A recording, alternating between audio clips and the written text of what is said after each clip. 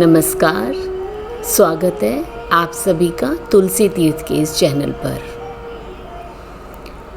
आपका आशीर्वाद, आपका स्नेह निरंतर बना हुआ है और आशा करती हूँ कि हमेशा बना रहेगा। हमने एक नई श्रृंखला आरंभ की है, हमारे दिव्य संत। आज हम जिस संत के बारे में कथा कहने जा रहे हैं, एक उनका दृष्टांत कहने जा रहे हैं, वो हैं श्री गोरखनाथ जी। गोरखनाथ जी के नाम से कोई भी अपरिचित नहीं है, सभी परिचित हैं। गोरखनाथ जी एक महान चमत्कारिक योगी थे। उन्होंने ही नाथ संप्रदाय की स्थापना की थी और इन्हीं के नाम पर एक नगर का नाम गोरखपुर भी है तथा जाति का नाम गोरखा भी है। गोरखपुर में गुरु गोरखनाथ जी की समाधि स्थल है। गोरखनाथ जी योगी मत्स्येंद्र नाथ जी के शिष्य थे। गुरु गोरखनाथ जी के जन्म और समय के विषय में तो तरह तरह की कथाएं हैं, पर कुछ इतिहासकार उनका काल 11वीं और 12वीं शताब्दी को मानते हैं और कुछ उन्हें शाश्वत ऋषि भी मानते हैं जो सनातन काल से हठ योग से जुड़े हुए हैं और हजारों वर्षों से हमारे बीच में रह रहे हैं। आइए उनके जन्म से संबंधित एक कथा। योगी मत्स्येंद्र नाथ अपनी यात्रा पर गए हुए थे। एक दिन सुबह सुबह चंद्रगिरी गांव में एक घर के सामने जब वो भिक्षा मांगने के लिए गए, आवाज़ दी कि हे माँ, मुझे कृपया करके भिक्षा दें। उस घर से सवोपाद्याल नामक ब्राह्मण की पत्नी सरस्वती बाहर आती और सरस्वती ने भिक्षा दी और श्रद्धानत होकर सोचने लगी, यह अवश्य ही कोई दिव्य शक्तियों का मालिक लगता है, क्योंकि इसके चेहरे से जो ओज है वो यही बता रहा है। उन्होंने योगी जी से निवेदन किया, महाराज कृपया मुझे आशीर्वाद दें। मत्स्येंद्र नाथ जी ने उसे आशीर्वाद देते हुए कहा कि तुम्हें और तुम्हारे परिवार को ईश्वर सदैव खुशहाल और सुख समृद्धि प्रदान करे। सरस्वती ने सिर झुकाकर कहा, महाराज हम लोग तो बहुत दुखी हैं। विवाह के कई वर्ष बीत गए पर संतान सुख की प्राप्ति नहीं हुई। आज भी माँ की गोद खाली ही है। तो योगी जी ने सरस्वती पर एक चिंतित दृष्टि डाली। कहा, भाग्यवान चिंता नहीं करो, तुम्हें शीघ्र ही पुत्र की प्राप्ति होगी। ऐसा कहा और अपने थैले में से थोड़ी सी भभूत निकाली, सरस्वती को देते हुए कहा, यह पवित्र भभूत है सरस्वती माता, और इसे स्नान करने के पश्चात इसका सेवन करें और तुम्हें तेजस्वी पुत्र की प्राप्ति होगी। मैं कुछ वर्षों के बाद फिर से मिलने आऊँगा और वादा करता हूँ मैं ही तुम्हारे उसी पुत्र का आध्यात्मिक गुरु बनूंगा।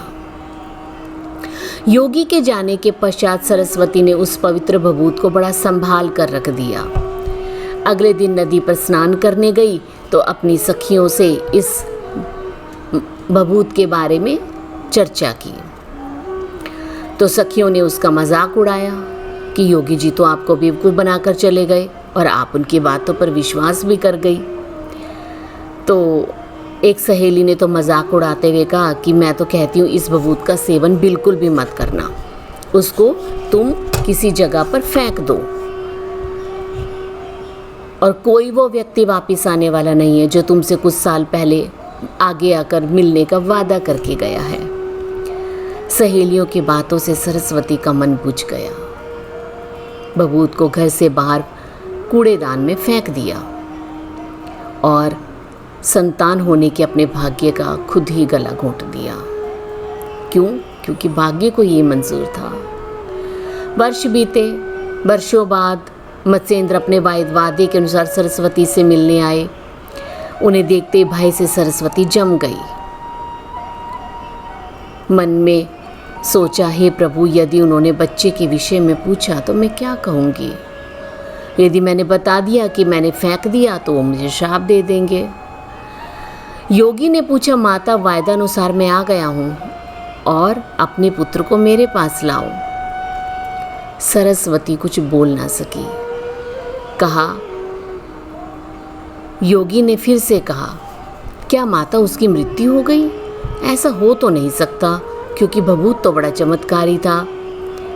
सरस्वती रोने लगी, कहने लगी, मालिक मुझे क्षमा करें, मैंने उस भभूत का सेवन ही नहीं किया, मैंने तो उसे फेंक दिया था। माता, आपने उसे कहाँ फेंका था? उस कूड़ेदान में। सरस्वती ने कूड़ेदान की ओर इशारा किया। कूड़ेदान के पास गए और अपनी आंखें बंद करके उन्हें आवाज़ दी, हे हरि नारायण, बाहर आइए। कई बार पुकारने पर कूड़ेदान से एक आवाज़ आई, मैं यहाँ हूँ, गोबर के नीचे छिपा हूँ।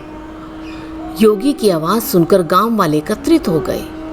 कूड़ेदान के बड़े से गोबर के टीले को साफ करना शुरू किया तो उसमें से एक 12 वर्ष का बालक देखकर आश्चर्य का ठिकाना नहीं रहा। बालक को देखा सरस्वती की आंखें भर गई और योगी ने कहा, माता, मेरे मंत्र सख्त बबूत का ये प्रणाम है। सरस्वती स्वयं को दोषी मान रही थी, पछता रही थी, मैंने कितनी बड़ी भूल की, मैंने बबूत का सेवन नहीं किया। आज ये बालक मेरा होता, संतान सुख का जीवन का सबसे बड़ा अवसर मैंने खो दिया। योगी ने बालक से कहा, पुत्र, धरती ने तुम्हारी रक्षा और पालन पोषण किए, इसलिए तुम गोरखनाथ कहलाओगे।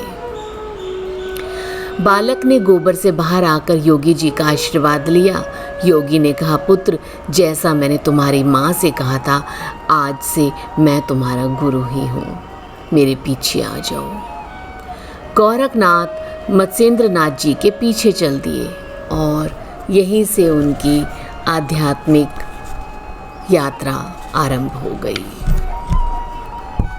इतनी सुंदर कथा, दृष्टांत इतना ब्यूटीफुल मैंने भी पहली बार ही पढ़ा है और मुझे बहुत अच्छा लग रहा है कि मैंने आप सबके साथ इसको साझा किया है।